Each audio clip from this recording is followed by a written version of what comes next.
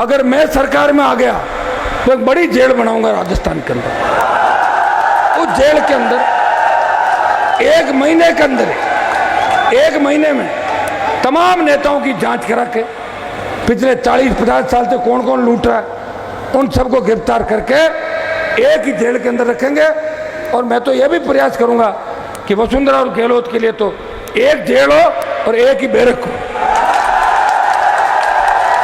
Barrack, अरे रुको एक बार, रुको, बैरक एक होगा, बैरक के बीच में लकड़ी का पार्टीशन करवा देंगे। वैसे गहलोत साहब और वसुंधरा की अच्छी दोस्ती है बचपन से ही, ये तुम लोगों को पता नहीं है अभी, इसलिए ये एक दूसरे की खूब मदद करते हैं। और ये इन्होंने तय कर रखा है कि तीसरा नहीं आना चाहिए, या तो आप आ जाओ या मैं आ जाऊं, तीसरा होना ही नहीं चाहिए। वैसे गहलोत साहब ने कांग्रेस में जो छोटे छोटे बुलबुले उछल कूद करते हैं ना, उनका ऐसा इलाज किया उनके परिवारों का कि उनकी किस तरीके से दुर्गति राजस्थान में हुई, एक से बढ़ के एक जिले से लेकर दूसरे जिले। ये तो मुझे धन्यवाद दो कि मैं इनसे लड़ा और मैं इनके चंगुल में नहीं फंसा। अगर वसुंधरा के चंगुल में फंस जाता तो मैं भी बाहर नहीं निकलता, जिस तरह महिपाल जी भंवरी के भंवर जाल में फंसे थे। एक मिनट रुको भाई, सुनो, पूरी बात तो सुनो। जिस तरह महिपाल जी भंवरी के भंवर जाल में फंस गए थे, उसी तरह राजस्थान के कई किसान नेता वसुंधरा के भंवर जाल के अंदर फंस गए थे। मैं धन्यवाद देता हूं मेरे भाइयों को, इस राजस्थान के अग्निवीरों को, नौजवानों को। असली अग्निवीर तो आप हो, जो अग्नि से ही पैदा हो। किसान कौम, रुको एक बार, किसान कौम अग्नि से निकली है और किसान के बेटे अग्निवीर है। मोदी के अग्निवीर हमें बनाएगा। हमें तो पूर्व की भांति सेना की रैलियां करवानी है। मैं विश्वास दिलाता हूं। अभी बच्चे जैसे 2-3 सवाल फटाफट बता दूं। मैं पहले ओबीसी वालों को बता दूं, ये बहुत परेशान हो रहे हैं। ओबीसी के आरक्षण के साथ अगर छेड़छाड़ की अंजाम भुगतने के लिए राजस्थान और दिल्ली की सरकार तैयार हो जाओ। हमारे ओबीसी के भाइयों को जो 21% आरक्षण मिल रहा है, मैं मांग करता हूं कि ओबीसी का आरक्षण 21% से बढ़ा के लगभग 35 से 40% करो। बहुत बड़ी आबादी राजस्थान के अंदर है हमारी। दूसरी मैं मांग करता हूं कि एक्स आर्मी का जो कोटा है 12% कितना है? 12% एक्स आर्मी का कोटा है। एक्स आर्मी के हमारे भाई हैं, वो भी उनको उनका कोटा दो, लेकिन हमारा 21% कायम रहना चाहिए, उसमें से कटना नहीं चाहिए। यही तो ओबीसी वाली मांग कर रहे, यही करो ना आप लोग। तो इस मांग का मैं समर्थन करता हूं। मैं तो जब कई बच्चे तो अभी 20-20, 22-22 साल के हुए, जब आपका जन्म नहीं हुआ था तब आरक्षण आंदोलन के अंदर जाट समाज को आरक्षण आंदोलन मिला, उसमें हनुमान बेनीवाल की भी बहुत बड़ी भूमिका है।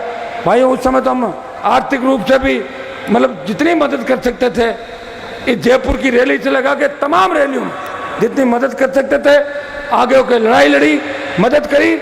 और उस संघर्ष का ही परिणाम था कि जाट, विश्नोई और हमारी जातियों को ओबीसी का आरक्षण मिला। तो ओबीसी के मैं साथ हुई, मैं खुद ओबीसी का हूं, तो आप इस बात कही क्यों रहो?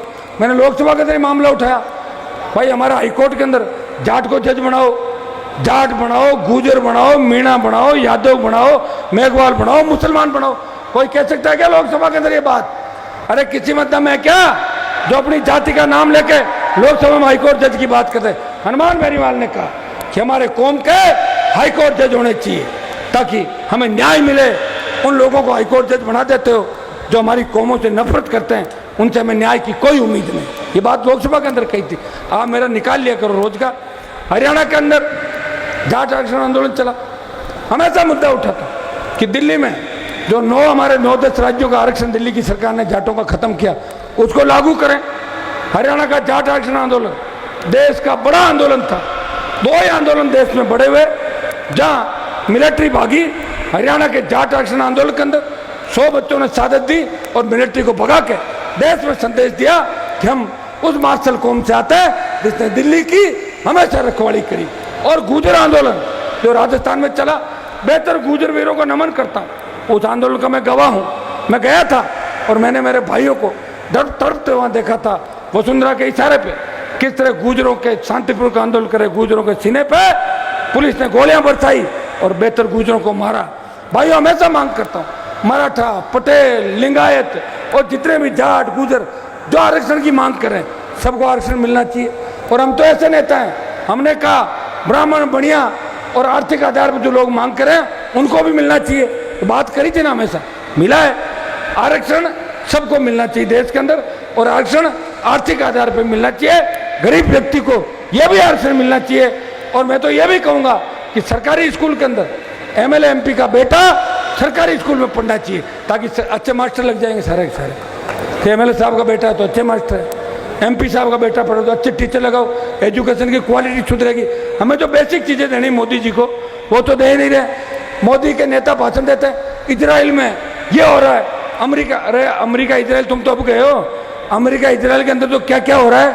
तुम्हारे यहाँ तो भूखमरी है, 30-40 करोड़ लोग तो एक टाइम की रोटी खाते हैं, उनको कहाँ से देशभक्ति और अग्निपथ याद रहेगा। उनके खाने का बंदोबस्त करो, पहले लोगों का जीवन सुधारो। ये पानी तो नहीं पीने का, मुझे लग रहा है अब जो क्रांति आएगी वो पानी को लोग लेके होगी देश के अंदर। पानी है ही नहीं, पानी चला गया तो क्या करेंगे हम लोग बताओ।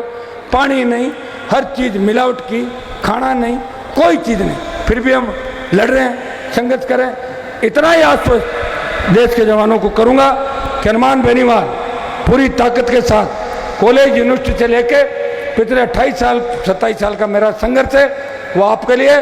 सत्ता का मोह अगर किसी ने छोड़ा, 4 बार राजस्थान में मंत्री पद छोड़े, दिल्ली में 2 बार छोड़े, एक बार कहा कि आरएलपी का विलय कर लो, आपको मंत्री बनाते हैं, और दूसरी बार जब गहलोत की सरकार गिरा रहा था, मैंने उस समय बीजेपी का साथ दिया, और एनडीए जब छोड़ा तब नेताओं ने कहा आप सत्ता मत छोड़ो, आपको हम शपथ दिलाएंगे।